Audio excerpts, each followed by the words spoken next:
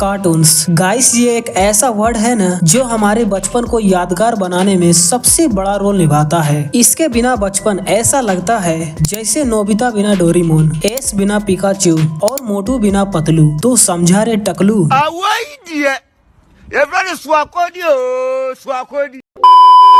खैर, बचपन में हमने ना जाने कितने ही कार्टून्स देखे होंगे, मगर उनमें से कुछ ही ऐसे कार्टून शो होते हैं जो हमारे दिल और दिमाग पर अपनी छाप छोड़ पाते हैं। तो गाइस, आज हम बचपन की फीलिंग को महसूस करने के लिए आपके लिए कुछ ऐसी ही पॉपुलर कार्टून की लास्ट एपिसोड को लाए हैं जिनकी लास्ट एपिसोड को आज तक आपने नहीं देखा होगा। तो चलिए जानते हैं। नंबर 5, शिन चैन। मेरा नाम भी शिनचैन है, मैं शरारत से भरा, बड़ी मुश्किल में पड़ी मेरी फैमिली नोहारा। ये गाना तो आपने सुना ही होगा। जी हाँ गाइस, ये गाना हमारे बचपन के one of the best cartoon show Shin Chan का ही है। इस कार्टून शो के बारे में मैं क्या ही कहूँ। खैर, ये कार्टून सबसे पहले एक वीकली मैगजीन एक्शन मांगा में दिखाई दी थी जिसको योशितो उसूई ने क्रिएट किया था। सच में ये एक ऐसा यूनिक कार्टून है जो बिना किसी गैजेट और सुपर पावर के भी हमें बहुत ज्यादा एंटरटेन करता है। लेकिन गाइस, अगर आपने इस कार्टून को देखा होगा तो आप इसके लास्ट एपिसोड को भी जरूर देखना चाहते होंगे, और जाने अनजाने से ही सही आपने इसके लास्ट एपिसोड को भी जरूर जान लिया होगा जिसमें शिन चैन और हिमावारी दोनों की डेथ हो जाती है। पर गाइस, क्या हो अगर मैं आपसे बोलूं कि ये बिल्कुल फॉल्स स्टोरी है। जी हाँ गाइस, जिसका सबसे बड़ा प्रूफ शिन चैन की 2013 की मूवी विलन और दुल्हन है, जिसमें शिन चैन के फ्यूचर के बारे में बताया जाता है और जिसमें हमें शिन चैन और हिमावारी दोनों का ही बोल्ड और मैच्योर लुक देखने को मिलता है। नंबर 4, परमैन। अगर आपको भी डोरेमोन, शिन चैन जैसे जापानीज कार्टून देखना पसंद है तो आपने इस अमेजिंग कार्टून को भी जरूर देखा होगा। बात करें अगर इसके क्रिएटर की, तो इस कार्टून के क्रिएटर फुजिको फुजियो है, और जिन्होंने ही किटरेट्सु, निंजा हथौड़ी और डोरेमोन जैसे पॉपुलर कार्टून शो को क्रिएट किया है, और जिन्हीं की वजह से आपको बचपन में मीठी यादों के साथ मम्मी की डांट भी सुने हैं। बिल्कुल नोबिता के जैसे ही इस कार्टून में टोटल 5 परमैन्स हैं, जिसमें मित्सुओ इन सब का लीडर होता है। चलिए अब हम जान लेते हैं कि इसके लास्ट एपिसोड में क्या होता है। तो अगर इसकी लास्ट एपिसोड के स्टोरी की बात करें तो उसमें दिखाया जाता है कि मित्सुओ एक मैच्योर परमैन बन जाता है जो अपने सारे काम में अपना 110% देता है, और परमैन की इसी प्रोग्रेस से खुश होकर बर्डमैन उसे दूसरे प्लेनेट भेजना चाहते हैं जहां उसी के जैसे रिस्पॉन्सिबल परमैन की जरूरत है। परमैन ये सुनकर खुश तो होता है, पर उसे अर्थ को छोड़ने का दुख भी होता है, और ठीक उसी समय से उसे पता चल जाता है कि वो अर्थ पर ज्यादा समय तक नहीं रह पाएगा। इसलिए वो एक अच्छे बच्चे की तरह मम्मी की बर्तन धोने में मदद करता है,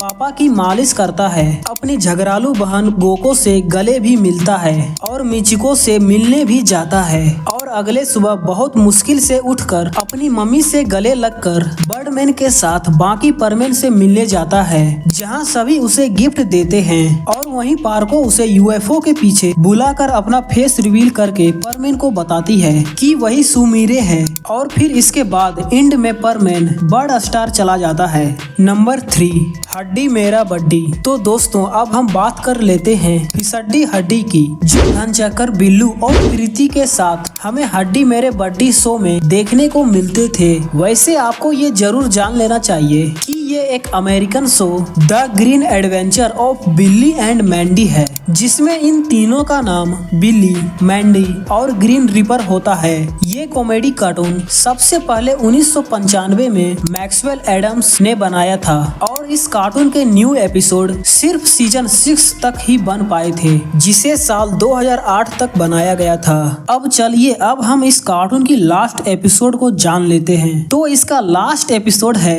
अंडर पेस्ट हैलोवीन बास, जिसमें बहुत से लिविंग कैंडी क्रिएचर्स अंडरवर्ल्ड से आकर सिटी पर अटैक कर देते हैं, जिसे डिफेंड करने के लिए हमारे सुपर हीरो, अब भाई हम इस नन खजूरे को तो सुपर हीरो नहीं कर सकते, बाय द वे ये सच में बहुत फनी कैरेक्टर था।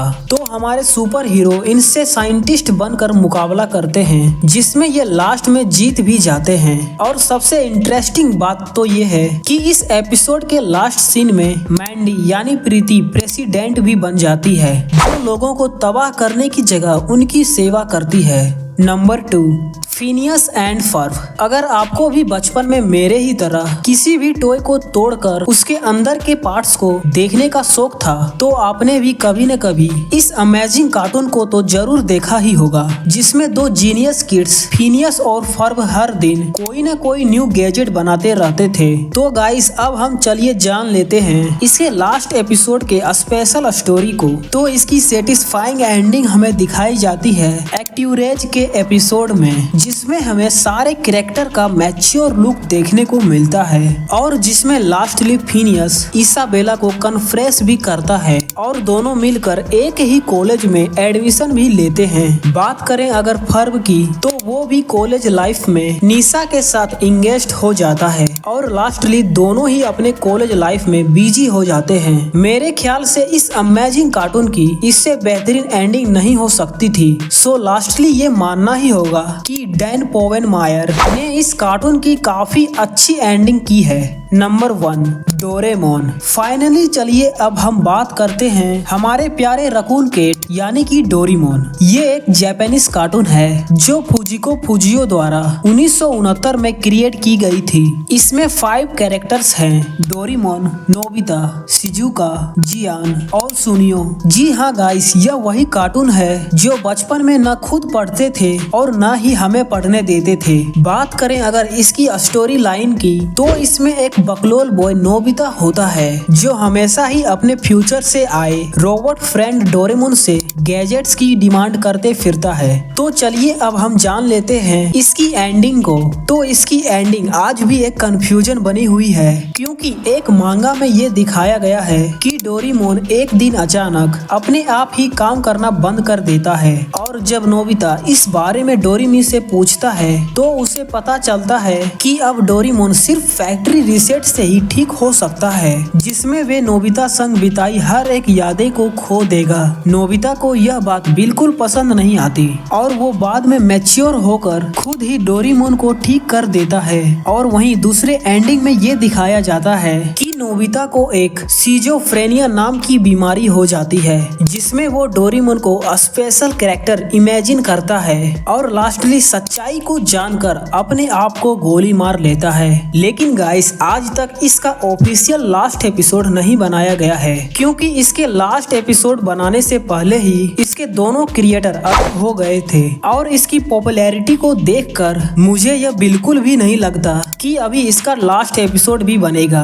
और गाइस अगर सच बताऊं तो मैं भी यही चाहता हूं कि यह हमारे लिए सिर्फ एक कार्टून ही नहीं बल्कि एक इमोशन है। तो गाइस अगर आपको ये वीडियो अच्छा लगा हो तो इस वीडियो को लाइक करके चैनल को सब्सक्राइब जरूर कर देना।